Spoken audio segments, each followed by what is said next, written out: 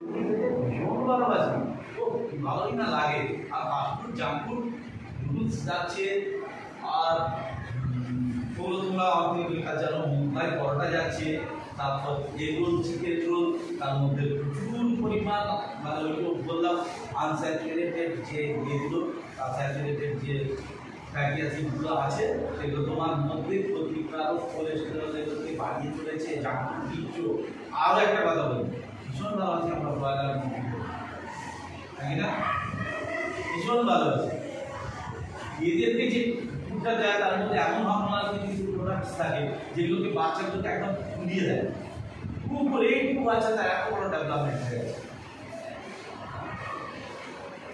তাহলে মাত্রা কি তো যা করবে সেটা তোমার জন্য খারাপ হয়ে যাবে।